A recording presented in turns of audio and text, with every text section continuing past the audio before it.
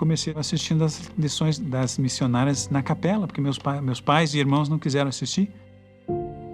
Então, uma das partes assim que me tocou muito nas lições das missionárias foi quando elas me ensinaram do plano de salvação. E naquela lição, eu lembro foi a Sister Molina que perguntou: tem alguém no mundo espiritual que você gostaria de encontrar quando você chegar lá, no futuro? Alguém especial? Eu falei: tem, meu avô, Joaquim. Que meu pai sempre fala dele, eu cresci ele falando do meu avô, e eu sempre tive acho que essa conexão, essa curiosidade de conhecê-lo. Então, seria a primeira pessoa que eu iria procurar. Aí ela falou assim: e você sabe que você pode, então, um dia ser batizado por ele. Para mim, aquilo foi uma surpresa, porque eu ainda estava tentando entender o meu próprio batismo, e de repente ela fala de eu me batizar pelo meu avô, que faleceu.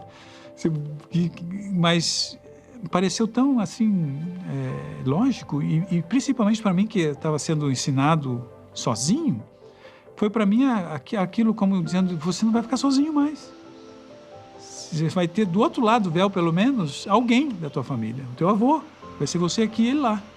Então eu pensei: nossa, eu quero fazer isso. Alguns anos depois, quando eu fui para a missão, que a gente ia para o Templo de São Paulo, para o CTM, e fazer as nossas investiduras, eu levei o nome dele, assim, eu não sabia o que ia acontecer no templo, mas eu sabia que eu tinha que fazer o batismo dele. No CTM eu ficava perguntando: quando é que eu vou poder fazer isso? E aconteceu, eu lembro direitinho, estava lá sendo batizado, como missionário, mas ao mesmo tempo era sendo batizado. Meu primeiro converso foi meu avô, né? Eu me batizei por ele, Joaquim Félix de Godoy. Foi um momento muito especial para mim, e eu não tenho dúvida que deve ter sido para ele lá do outro lado do véu. Então, anos depois, estava contando essa experiência para mostrar como a obra missionária e a obra do templo estão tão conectadas, né? E eu falei disso e contei que depois eu fui batizado pelo meu avô, e que então eu era o pioneiro na minha família, e depois de mim veio meu avô. E o Bedner, que estava junto, presidindo essa reunião, falou: você pensa que você foi o pioneiro, mas talvez tenha sido teu avô. Eu falei: não, mas acho que eu me batizei depois, meu avô. Não, mas talvez teu avô tenha sido pioneiro lá no mundo espiritual, e ele conheceu o evangelho antes de você.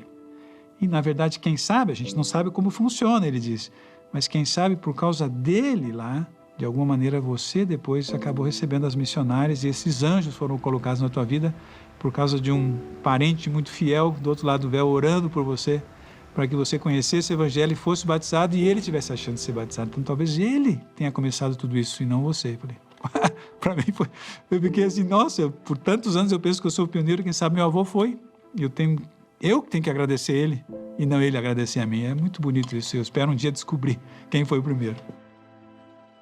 Eram duas jovens missionárias que, para mim, se tornaram anjos, porque elas me trouxeram o evangelho de Jesus Cristo. E eu considero essas sisters anjos, assim como eu considero esse lugar como se fosse meu bosque sagrado, né, como naquela sala. Não só a minha vida mudou, mas de meus filhos, de meus netos. Então, gerações para frente foram abençoadas com um jovem de 16 anos, que para mim eu estava pensando talvez em o meu batismo, mas não tinha ideia de que, na verdade, eram gerações que vinham atrás desse jovem, né? Gerações para frente, através de filhos e netos, e meus pais, que anos depois se batizaram, meus avós e bisavós e tantos outros pela obra vicária agora, não sei nem quantos. Mas foi uma bênção que acabou se estendendo para os descendentes e antepassados, né? Ambos os lados do véu foram abençoados por isso. Então, o Senhor está buscando anjos para fazer essa coligação, para participar dessa obra, e você pode ser um desses anjos.